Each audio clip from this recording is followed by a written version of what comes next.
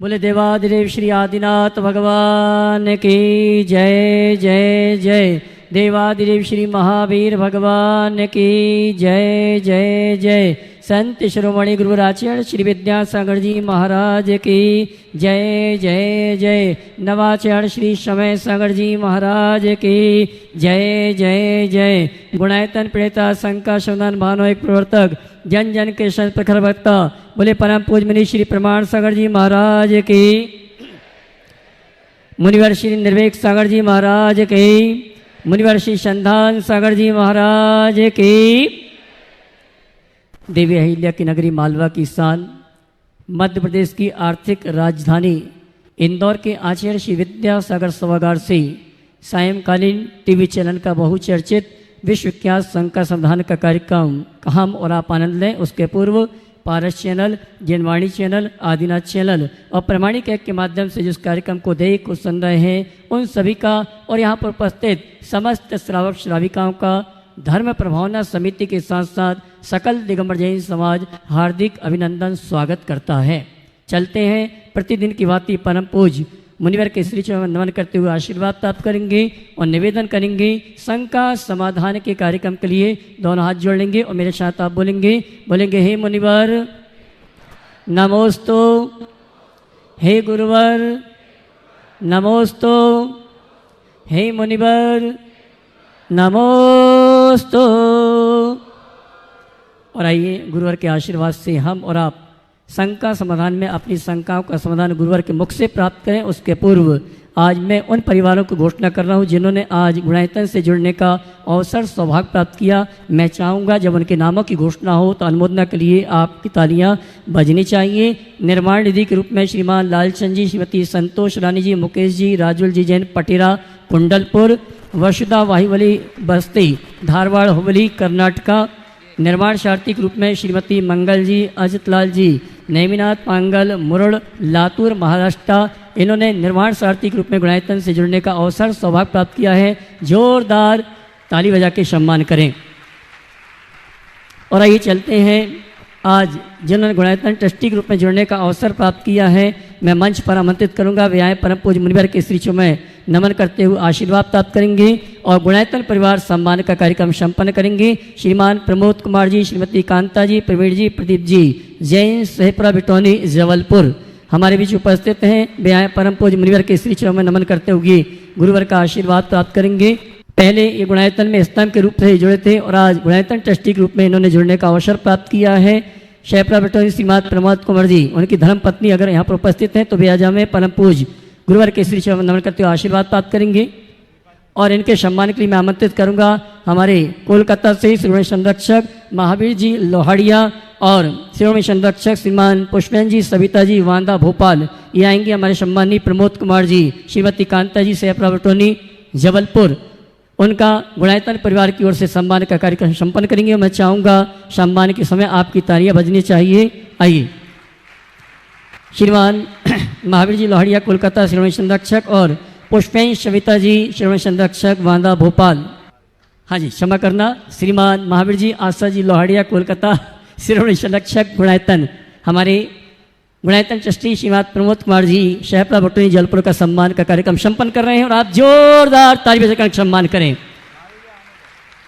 और आइए चलते हैं सविता जी, आइए चलते हैं संघ का समाधान में अपनी शंकाओं का समाधान प्राप्त करने के लिए आपके नामों की घोषणा करने की मैं सम्मान सहित निवेदन करूंगा। आप सभी की ओर से परम पूज्य मुनिवर संधान सागर जी महाराज से दोनों हाथ उठा के जयकारा लगाएंगे। बोले परम पूज्य मुनि श्री प्रमाण सागर जी महाराज की।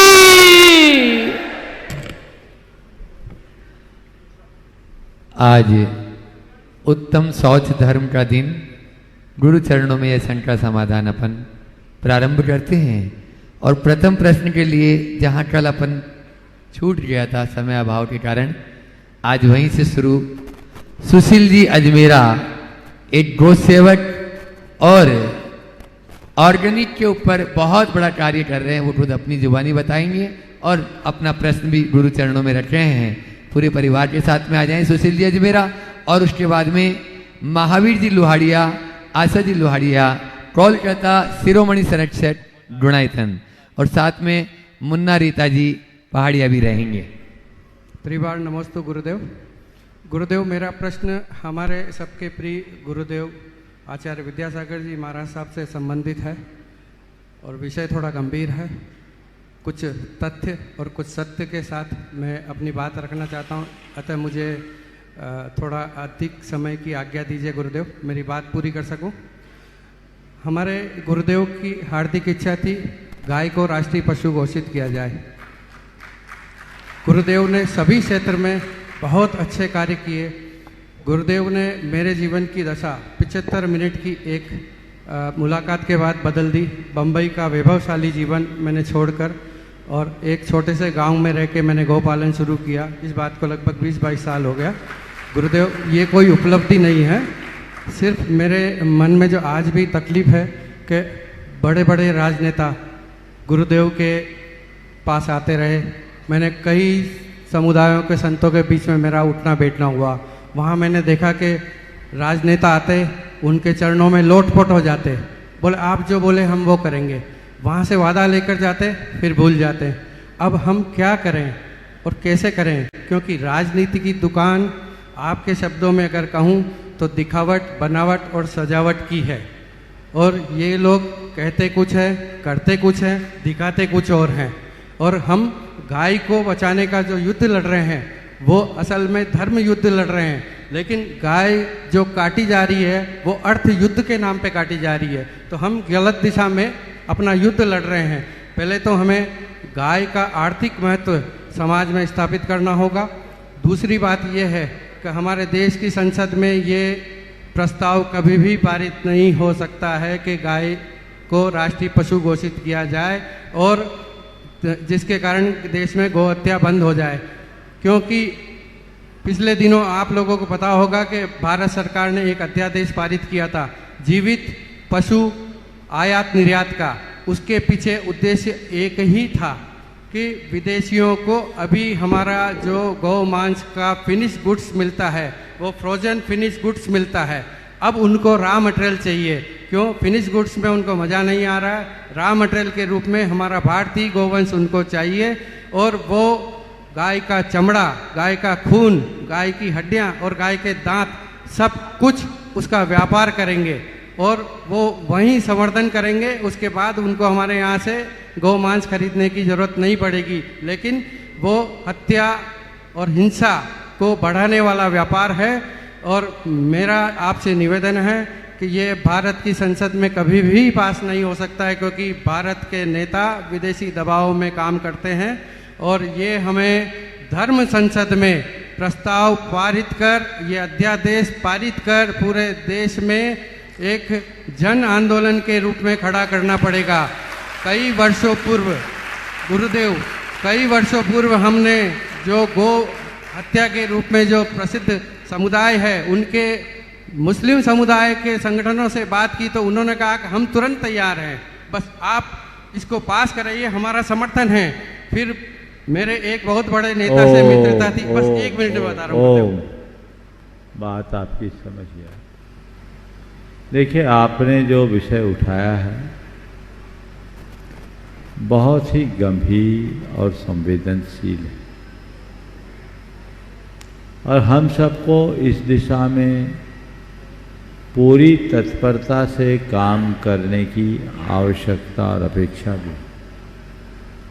परम पूज्य गुरुदेव का इस विषय पर बहुत गहरा ध्यान था और उन्होंने इसमें काफ़ी समय भी दिया।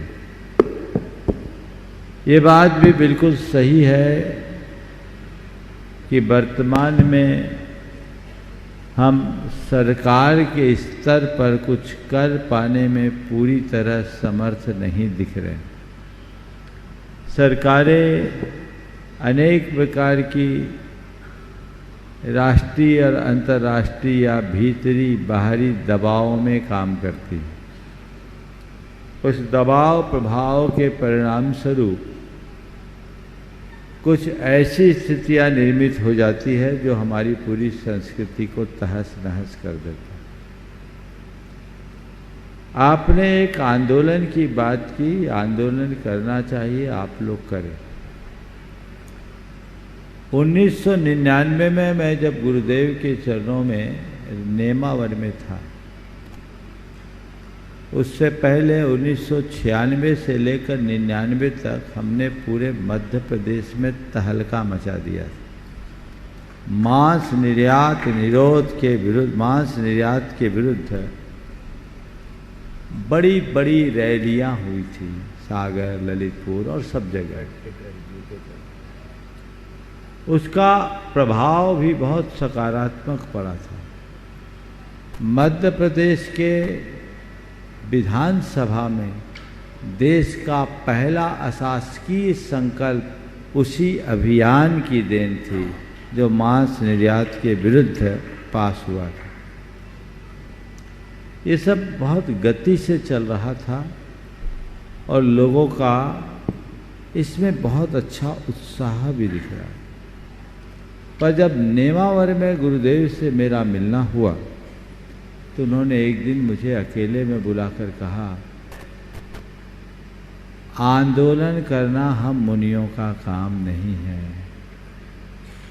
हमें अब कोई आंदोलन नहीं करना, गौशालाओं को प्रोत्साहित करते हुए हमें सकारात्मक दिशा में बढ़ना है।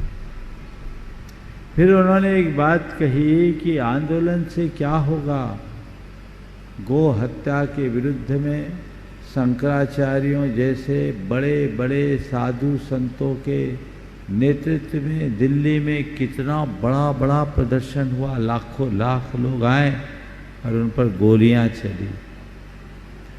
तो ये गुरुदेव का ही मेरे लिए निर्देश था।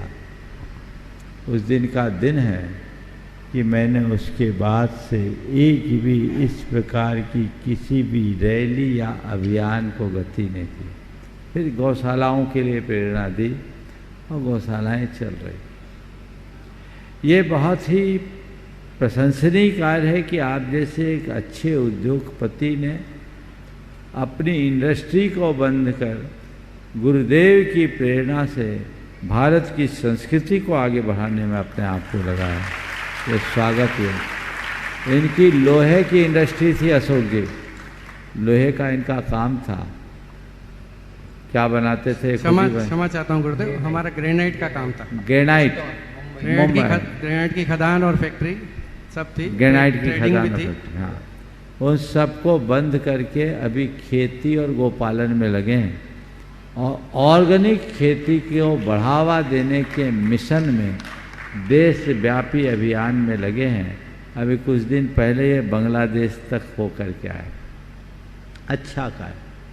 तो मैं इस दृष्टि से कहूँगा कि समाज को अभी ऐसे आंदोलन की रूपरेखा बनाने की आवश्यकता नहीं है। देश की जनता को जागृत होने की जरूरत है।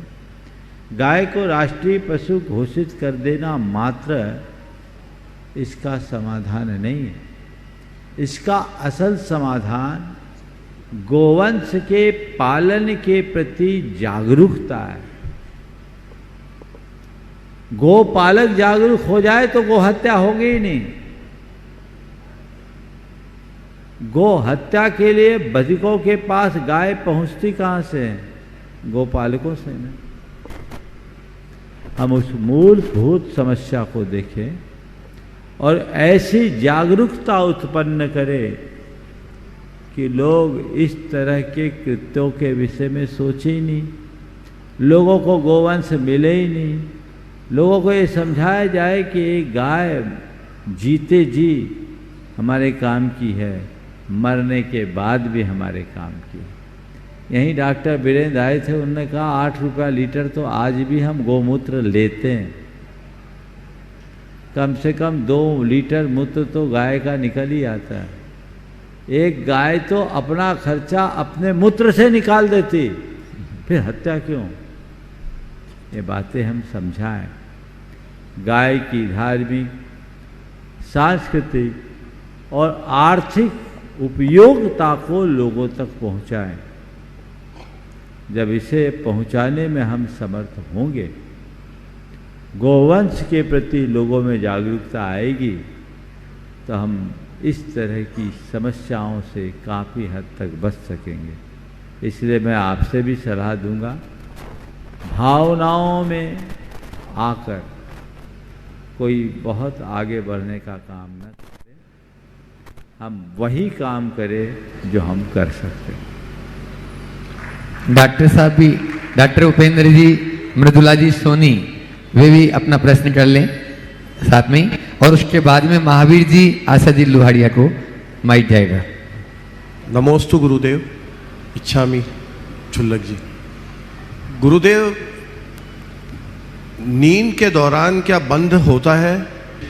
मैं नाक कान गले के साथ में स्लीप एपनिया की भी प्रैक्टिस करता हूँ, और हम हमारे मरीजों को, स्पेशली बच्चों को जो 15 साल तक के हैं, उनको बोलते हैं हम 9 से 10 घंटे की नींद ज़रूरत है, और हमारी उम्र में 7 से 8 घंटे की नींद ज़रूरी है।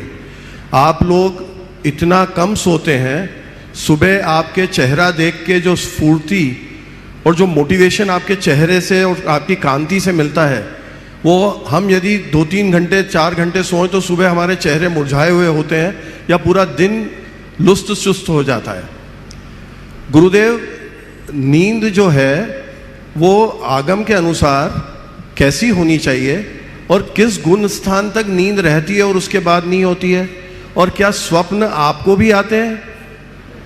बहुत अच्छा सवाल। देखिए, नींद जीवन की एक आवश्यकता है, जैसे भोजन है वैसे ही नींद भी, और ये एक शरीर की, मन की प्रक्रिया है। इसके बिना हम अपनी शारीरिक और मानसिक दोनों स्थितियों को नहीं संभाल सकते। चूँकि आप चिकित्सक हैं, इसलिए मैं समझता हूँ इस विषय को आप बेहतर समझते हैं, मुझे बोलने की अपेक्षा संभवतः नहीं। लेकिन जो बात है, आपके 4 सवाल, नींद में कर्म बंधता है, निर्जरा होती है, कितना सोना चाहिए, और आपको सपना आता है, यही 4 सवाल। तो देखिए, नींद में बंध होता है, नींद को प्रमाद कहा।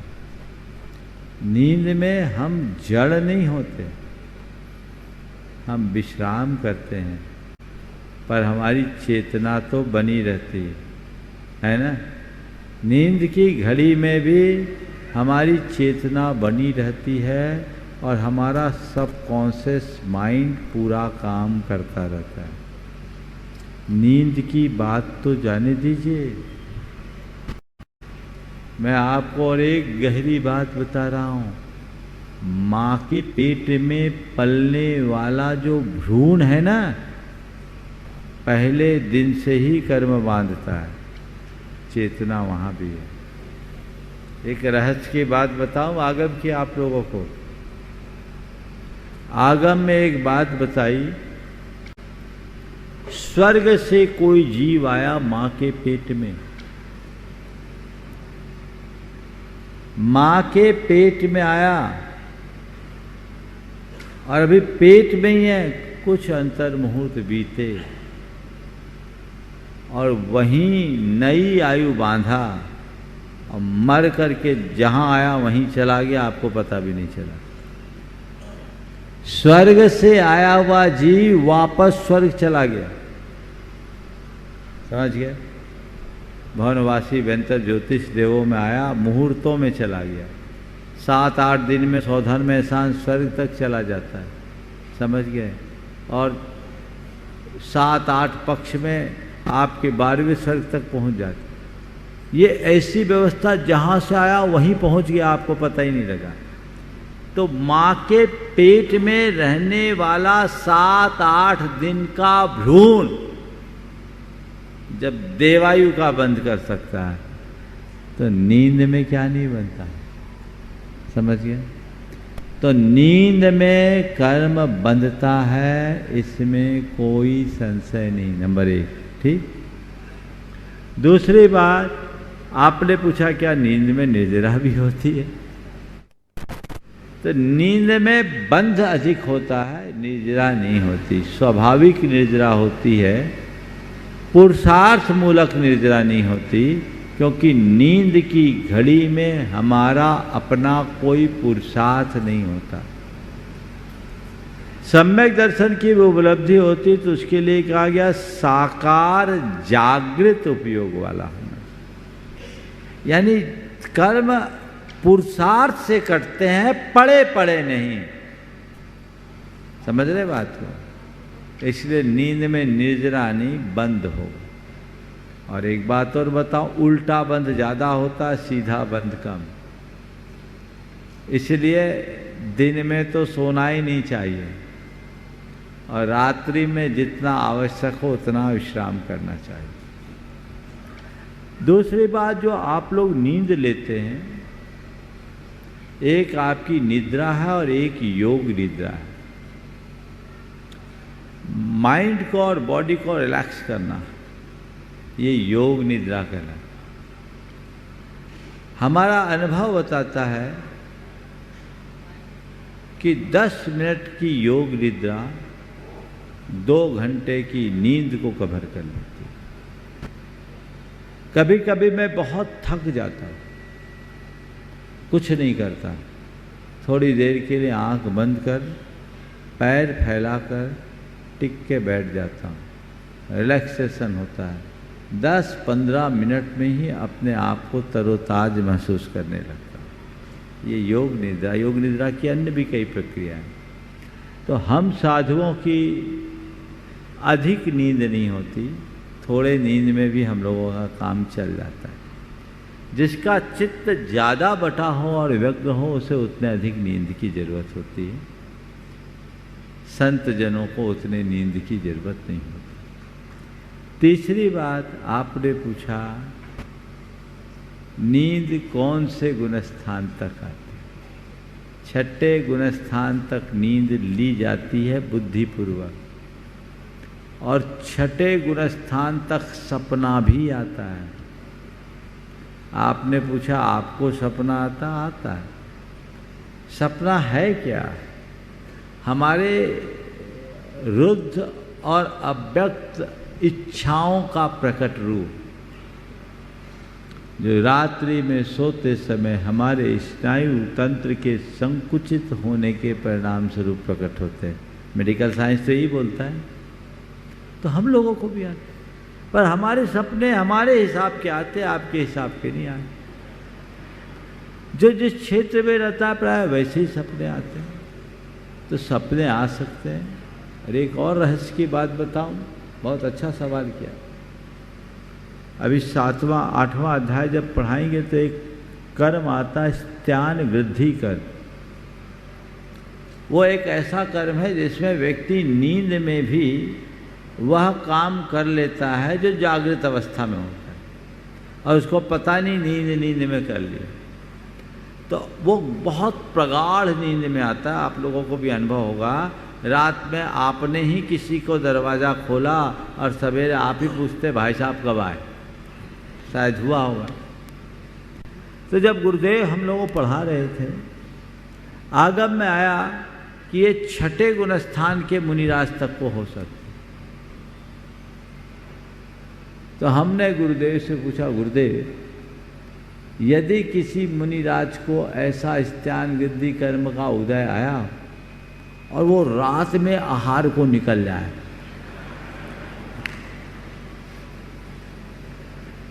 मुनि महाराज को सपना आया, स्त्यान वृद्धि कर्म है, वो रात में आहार को निकल गए। तो गुरुदेव ने क्या बोला मालूम?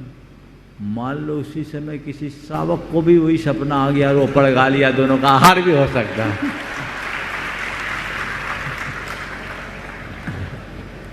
तो ये आता है 6ठे गुणस्थान तक होता है। सपने सबको आते हैं। कुछ सपने हैं जो सहज रूप से आते हैं। आपका तो साइंस ही बोलता है कि सपने में माइंड रिफ्रेश होता है ना। आप लोग अपने हाथ में मोबाइल रखते हैं, हमने सुना है बीच बीच में आपका मोबाइल रिफ्रेश होता है ना, होता है। सारे जितने ऐप्स होते हैं रिफ्रेश होते हैं। तो ये माइंड को भी रिफ्रेश करना होता है, और वो रिफ्रेश नींद में होता है।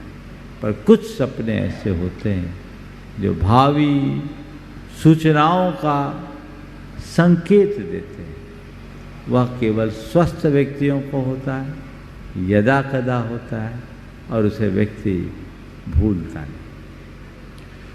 गुरुदेव, हाँ। साइंस के हिसाब से जो शिशु होते हैं उनकी ग्रोथ तो नींद में ही होती है, हाँ, क्योंकि उनके ग्रोथ हार्मोन नींद में सिक्रीट होते हैं शिशुओं में। बिल्कुल बिल्कुल ठीक बोल रहे हैं आप। इसलिए मैंने कहा कि उसमें कॉन्शियस है, बंद है। निर्जरा की बात मैंने नहीं की जी।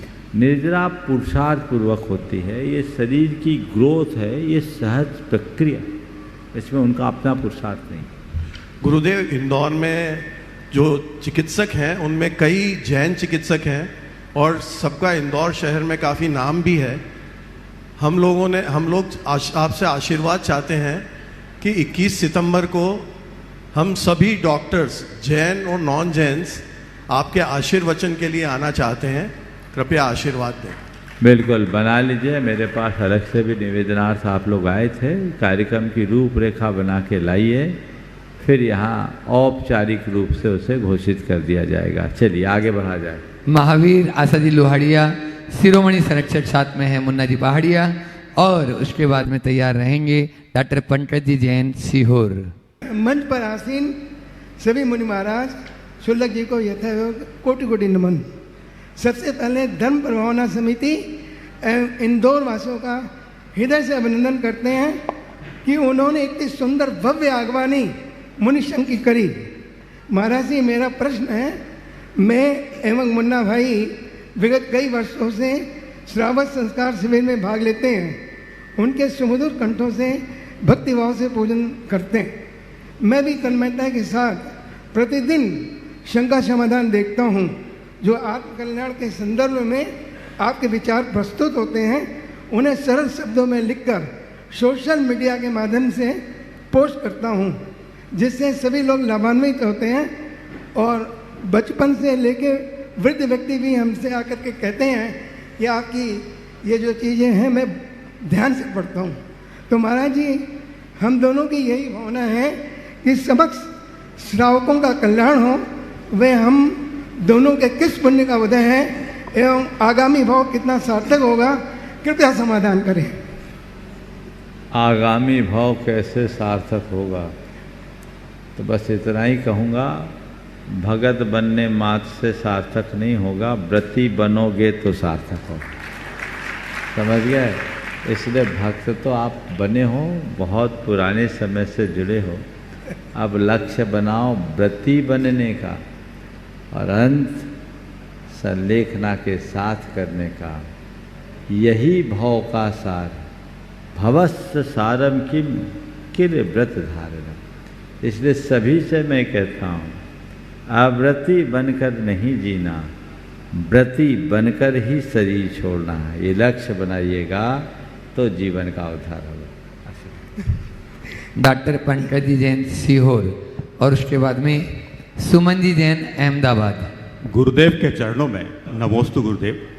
मेरी वर्षों से प्रतीक्षा थी, बहुत इच्छा थी, और कुछ समय पूर्व मैंने आपसे आशीर्वाद चाहा था कि मुझे श्रावक संस्कार शिविर में सहभागिता का अवसर प्राप्त हो, और आपने मुझे आशीर्वाद दिया था। और उस आशीर्वाद के फलस्वरूप मैं इस श्रावक संस्कार शिविर को बहुत अच्छे से संपन्न कर रहा हूँ, और अगर हमारी भाषा में कहूँ तो बहुत अच्छे से एंजॉय कर रहा हूँ। महाराज जी, यहाँ की व्यवस्थाएं बहुत ही अति उत्तम है।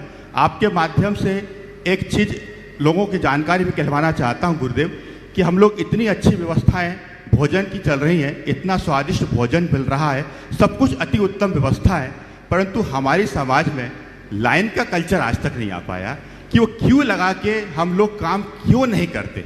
मैं महाराज जी रोटरी क्लब का असिस्टेंट गवर्नर रह चुका हूँ, वहाँ भी 1,000 लोग भोजन करते हैं, लेकिन करते सब लाइन से हैं।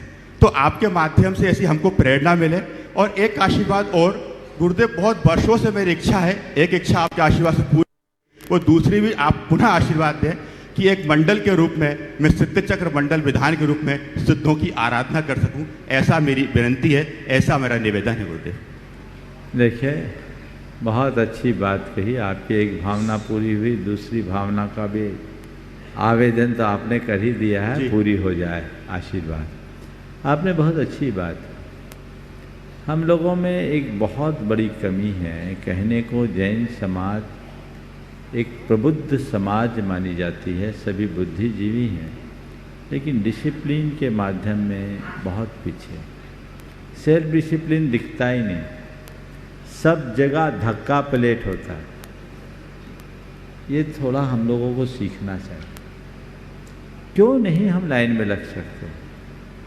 और यही व्यक्ति जब किसी दूसरे ऑर्गेनाइजेशन से जुड़े होते वहाँ जाते, आपने बोला लायंस क्लब का मैं डिप्टी असिस्टेंट गवर्नर है, लायंस क्लब रोटरी में जैन तो भरे पड़े, तो वहाँ जा कर के तुम वही डिसिप्लिन पालोगे, यहाँ इसका क्या कारण है? मुझे दिखता है कि हमने यहाँ अपना कोई नियम ही नहीं बनाया। जी महाराज, अनुशासन तोड़ना ही हमारा नियम बन गया है। मैं चाहूँगा कल से आप सबको कहना न पड़े। सभा में भी आप लोग बैठते तो बेतरतीब बैठते, कल से ऐसा बोलने का अवसर ना आए, ये आपको सुनिश्चित करना खुद की बात।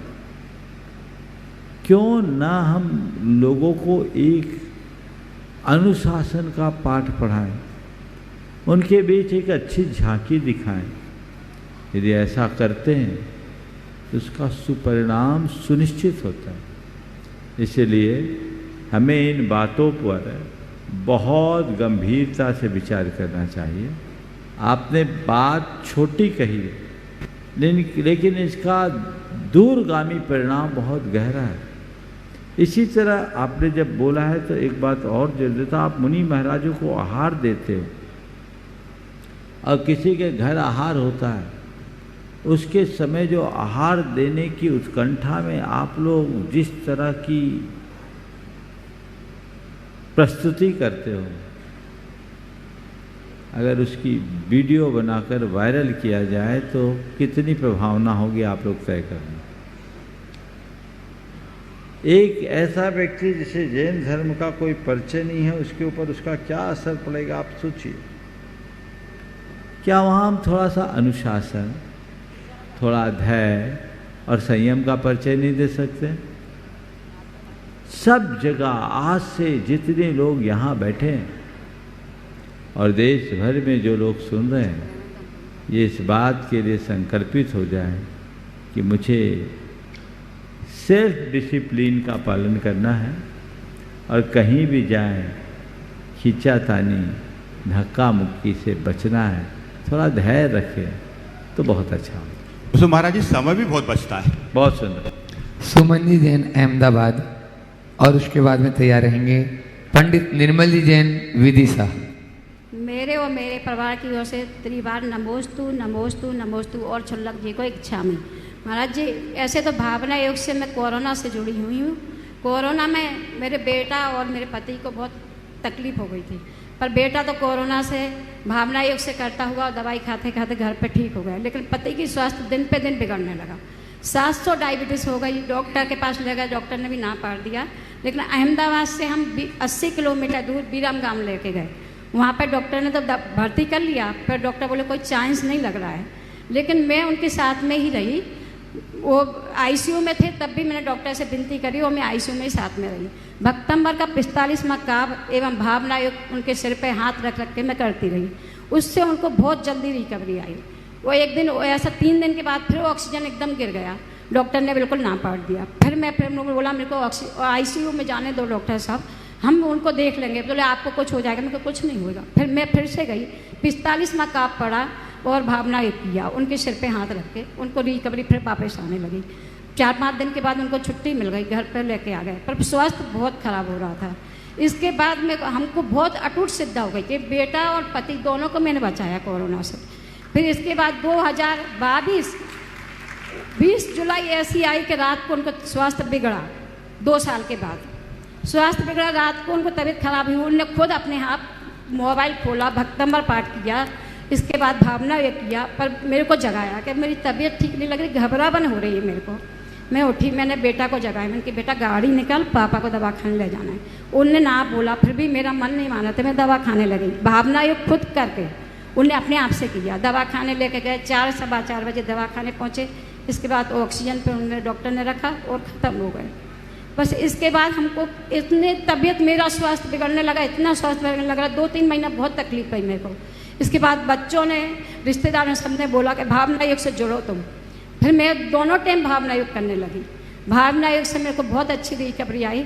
और इसके बाद मैं सुबह तो चलते फिरते मोबाइल में कर लेती, रसोड़ा में काम करते करते भावना योग करती हूँ, पर शाम को कंटिन्यूज बैठ के भावना योग करती। मेरे को बहुत स्वास्थ्य ठीक है।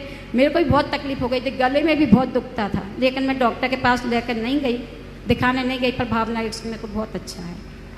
बहुत सुंदर। देखिए, ऐसा अनुभव एक नहीं, हजारों लोगों का है। आए दिन लोग अपने अपने अनुभव बताते हैं। अभी प्रमाणिक समूह के पास कम से कम 500 लोगों के अनुभव तो रिकॉर्डेड हैं। आप सबसे मैं कहूँगा, अपने अनुभवों को साझा कीजिए, स्वयं भावना योग कीजिए, औरों को भावना योग करने की प्रेरणा दीजिए, ताकि हम पूरे समाज को एक स्वस्थ समाज बनाने में अपना योगदान दे। एक प्रश्न पूछते हैं, आशीर्वाद प्रश्न पूछ सकते हैं? इधर होने दे, बाद में। पंडित निर्मल जी जैन विदिशा, और उसके बाद में तैयार रहेंगी अर्चना जी रावत और पूरा परिवार। मंच पर विराजीन मेरे गुरुवर को बारंबार कोटि सा नमस्तु, और ढायत में विराजमान 3 कमनौन राजों के चरणारविंद में हमारा बारंबार नमस्कार। गुरु न तराजू तुल सके, गुरु ना मीटर आए, गुरु तो हृदय में वसे, श्रद्धा सुमन चढ़ाए। भगवान, मेरा प्रश्न है कि आचार्य भगवान जब से समाधिस्थ हुए हैं, तब से उनके अन्य देश के अनेक अनेक स्थानों पर प्रतिमाएं स्थापित होने की पहल हो रही है। इसमें मैं आपसे निवेदन करता हूं कि हम सबको आपका मंतव्य क्या है और हम सबको इस मामले में किस मार्ग से प्रेरणा दे सकते हैं। नमोस्तु भगवान, नमोस्तु भगवान, नमोस्तु भगवान। देखिए, आचार्य महाराज का इतना प्रताप है कि उनके नाम पर हम जो करें सब कम।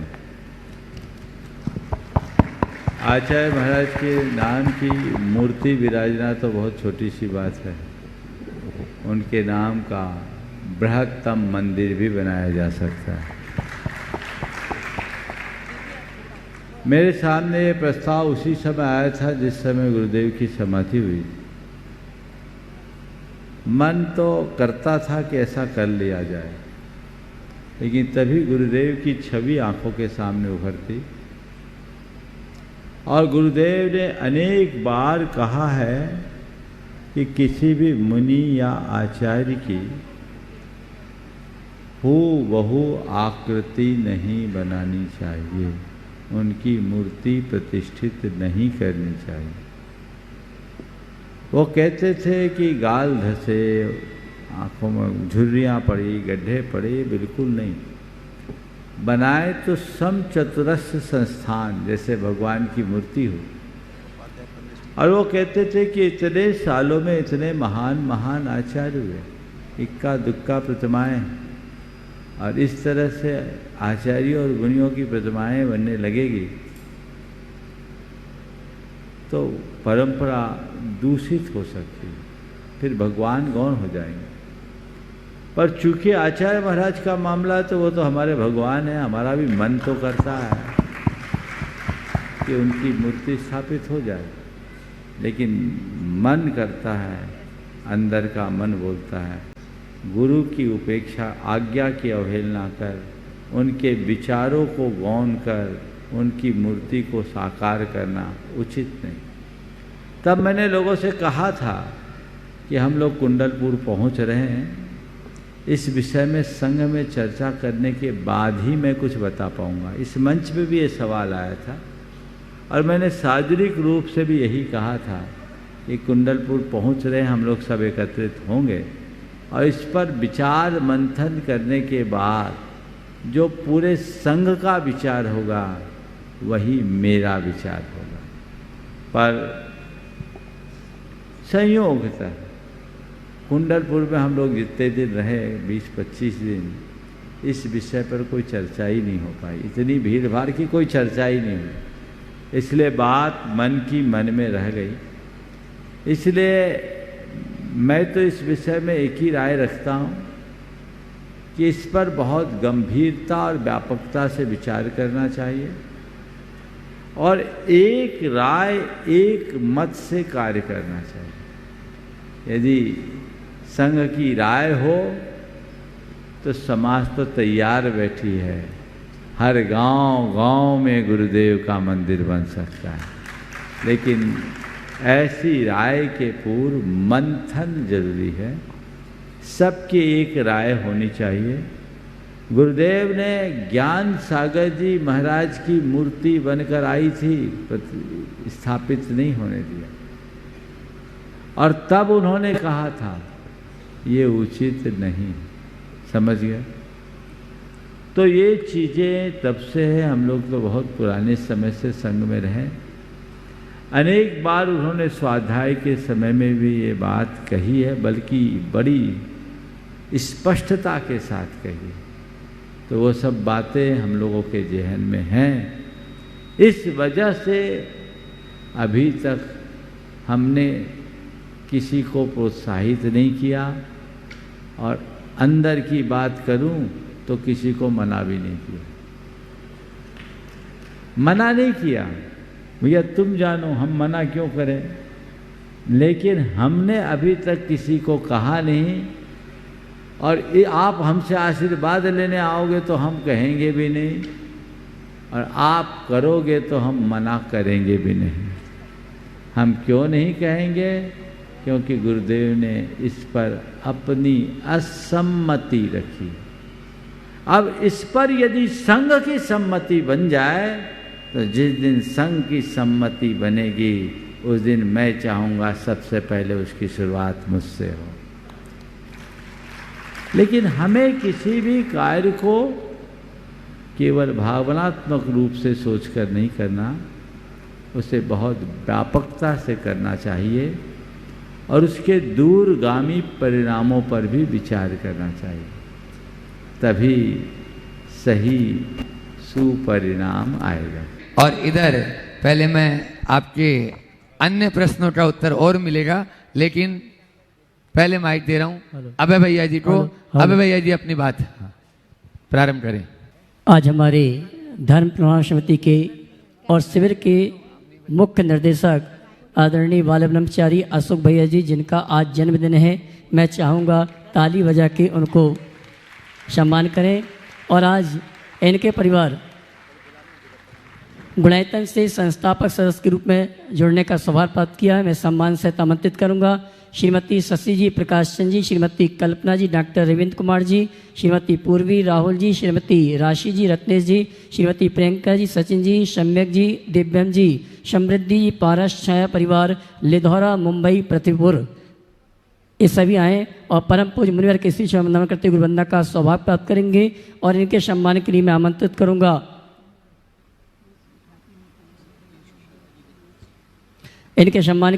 करूंगा हमारे जैन समाज के गौरव भामा साहेब अशोक जी, सुशीला जी पाटनी, साथ में विकास जी, संगीता जी, जेएमबी परिवार इंदौर, हमारे सम्मानी इस परिवार का सम्मान करेंगे। और आज इस परिवार ने महाराज श्री के साहित्य को जन जन तक पहुंचाने के लिए अपनी ओर से 51,000 रुपये की राशि प्रदान की है। ऐसे परिवार के लिए मैं चाहूँगा जोरदार ताली बजाकर सम्मान करें।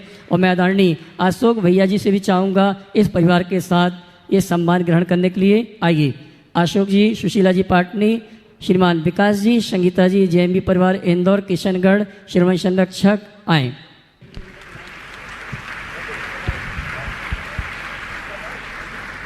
तालियां बहुत कम बज रही हैं। जो पूरे कार्यक्रम का निर्देशन कर रहे हैं ऐसे आदरणीय अशोक भैया जी का जन्मदिन है और आपकी तालियां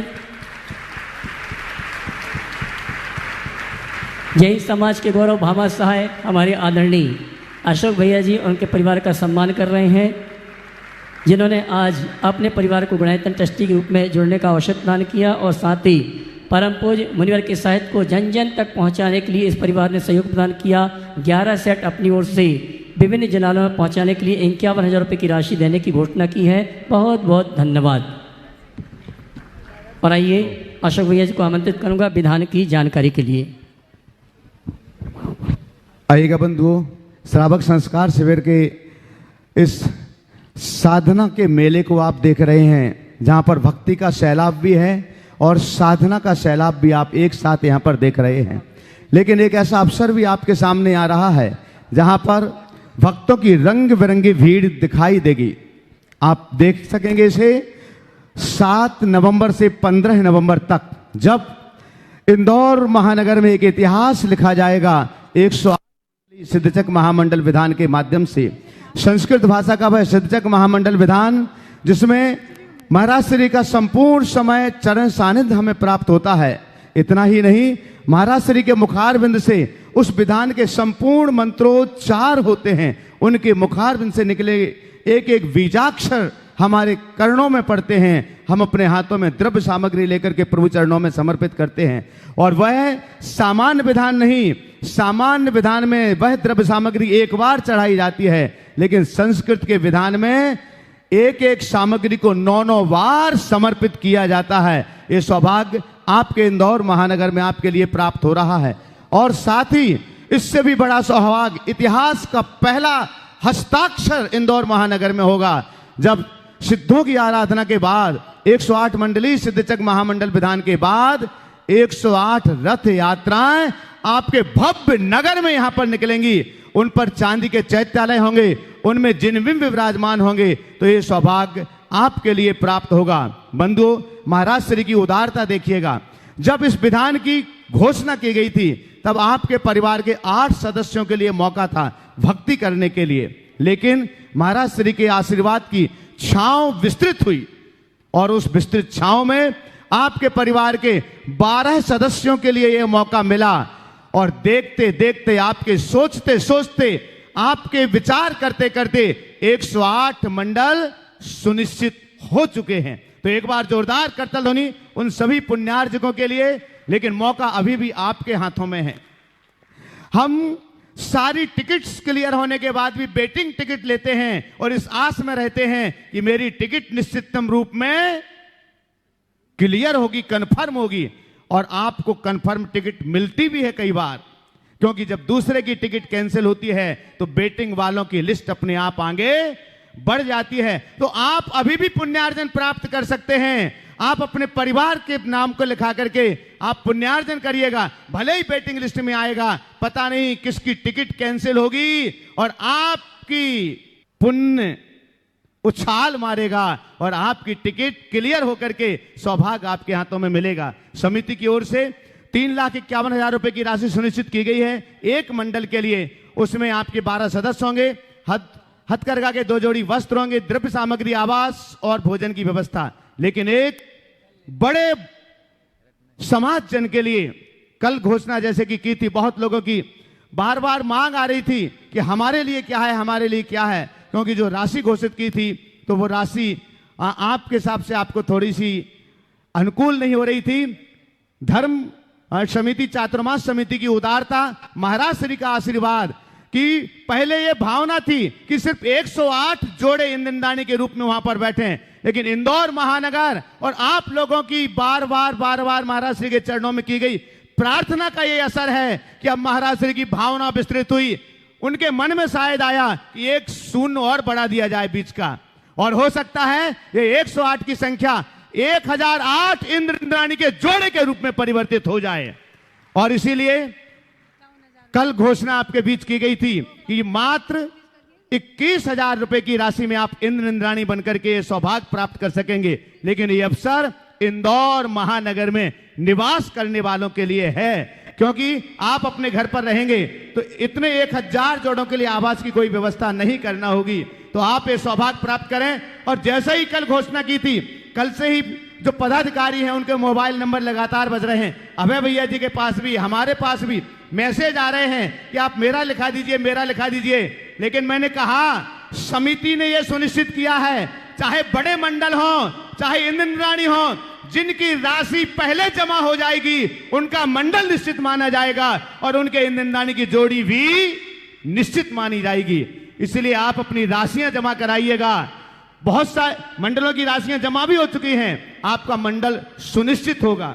अकेले नाम लिखने से आपका मंडल सुनिश्चित नहीं माना जाएगा। मेरा फिर से अनुरोध है, और जो इंद्राणी के रूप में अपनी सहभागिता देना चाहते हैं, 21,000 रुपए की मात्र राशि है, जिसमें आपको वस्त्र, भोजन, द्रव्य सामग्री की व्यवस्था समिति की ओर से दी जाएगी। और लगातार कार्यकर्ता कार्यालय में कार्य कर रहे हैं, आप वहां पहुंचे, अपनी रसीद कटाएं और अपना नामांकन करिएगा, ताकि उस दृश्य के जो इतिहास का पहला दृश्य है, जिसका हस्ताक्षर इंदौर महानगर में होने वाला है, उसके आप दर्शक नहीं बने, उसके आप साक्षी नहीं बने, आप उसके सहभागी बने और उसका एक हिस्सा बन करके आप भी कह सकें गौरव के साथ कि एक ऐसा विधान हुआ था जिसके विधान के बाद 108 रथ यात्राएं निकली थी और उसका साक्षी, उसका सहभागी मैं स्वयं हूं। तो आइएगा बंधु, आज पुनः आपके बीच घोषणा कर रहा हूं 21,000 रुपए की राशि में आप इंद्राणी के रूप में। और महाराज श्री ने जैसे कल कहा था, जिनके इंद्र हैं इंद्राणी सहित आना, ऐसे नहीं कि देवरानी जिठानी दो जोड़ी बना करके आ जाओ।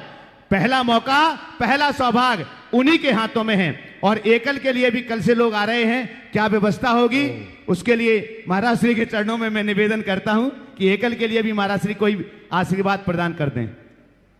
देखो, इसमें दो काम कर लिया जाए। बाहर वाले जिनकी आवास की व्यवस्था हो उनको भी स्थान देना चाहिए। आपके पास आवास नहीं है, कोई बात नहीं, आप अपने आवास की व्यवस्था कर ले और आ जाएं, और ये व्यवस्था उनको देना चाहिए, मना किसी को नहीं करना चाहिए। और व्यवस्थाएं ऑनलाइन व्यवस्था कर दीजिए, सब हो जाएगा। और आखिरी सवाल के लिए अशोक जी पाटने। अशोक जी, हाँ चलेगा प्रश्न। महाराज श्री का आशीर्वाद आपको पुनः मिला है।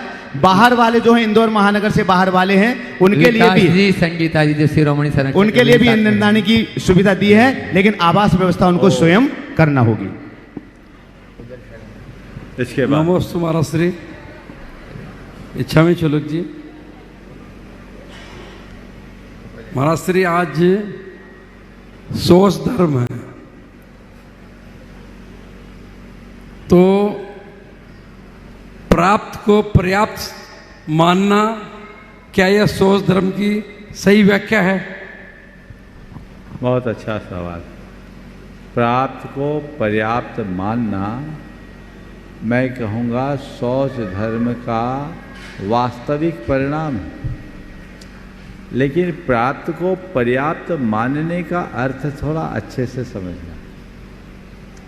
प्राप्त को पर्याप्त मानना यानी जितना है सफिशिएंट है, अब हमको कुछ नहीं करना, हाथ पर हाथ धर करके बैठ जाओ, ये उसकी अधूरी व्याख्या। प्राप्त को पर्याप्त मानने की व्याख्या एक युवा के लिए ये है कि प्रयास करो, पूरा करो, रिजल्ट जो आए उसे पर्याप्त मानो। ग्रोथ होगी, कर्म करो, पर फल को लेकर परेशान मत हो। आज कोई अच्छा युवा उद्यमी है, अगर उसको हम ऐसा कह दें कि भैया प्राप्त को पर्याप्त मानो, तो विकास रुक जाएगा। ग्रोथ रुकेगी तो इकोनॉमी भी खराब होगी। और एक व्यक्ति यदि कोई कारोबारी अपना कारोबार करता, उद्योग चलाता है, तो मेरा मानना है वह केवल खुद के लिए पैसा नहीं कमाता, उसके इस उपक्रम से देश भी आगे बढ़ता है। लोगों को रोजगार के अवसर उपलब्ध होते हैं। इसलिए इस बात की हमें व्यापक व्याख्या करनी चाहिए। प्राप्त को पर्याप्त न मानने के कारण टेंशन है।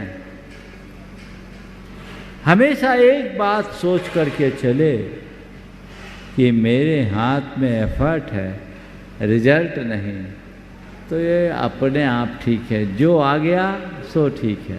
पर हाथ धर करके बैठना किसी भी प्रगतिशील व्यक्ति के लिए उचित नहीं होगा। लेकिन एक सीमा में जाने के बाद उससे भी ऊपर उठना है। प्राप्त को पर्याप्त मानना ही पर्याप्त नहीं, प्राप्त का परित्याग करना ही पर्याप्त है। सब त्यागो, कल्याण उसमें होगा। इसलिए भूमिका अनुरूप कार्य करना चाहिए, तभी काम हो सकता है। अर्चना जी रावत, थोड़ा स्पीड से। मुस्कुराकर आप किसी को भी अपना दोस्त बना सकते हैं और हंसकर दुश्मन। फिर भी महाराज जी, सब लोग मुस्कुराने की जगह हंसते क्यों हैं किसी पर भी? मुस्कुराकर आप सबको अपना दोस्त बना सकते हैं और हंस कर के दुश्मन। आपने बोला कि लोग हंसते क्यों हैं? क्योंकि लोग फंसते हैं और फंसाने में आनंदित होते हैं। समझ गए? काश हम जीवन की सच्चाई को समझे। एक विचारक ने बहुत अच्छी बात कही है, हम किसी के साथ जी चाहे हंसे पर किसी पर कभी ना हंसे। किसी के साथ हंसना अच्छाई है और किसी पर हंसना बुराई। हम अपने जीवन में इसी अच्छाई को उद्घाटित करें इस भाव के साथ, जैसे अभी भैया जी ने आप सबको आगामी अष्टानिका में सिद्ध चक्र महामंडल के विधान के संदर्भ में जानकारियाँ दी। विधान में आम जन भागीदारी ले सके इसलिए व्यवस्था दी गई।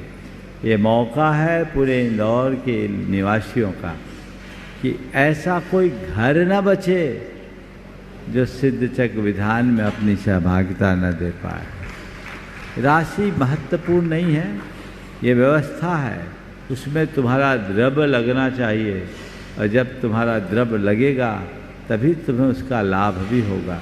इसलिए कोई वंचित न रहे, सभी अपना मन बनाएं और इसका पूर्ण लाभ लेकर अपने जीवन का उद्धार करें इस भाव के साथ। यहीं पर विराम।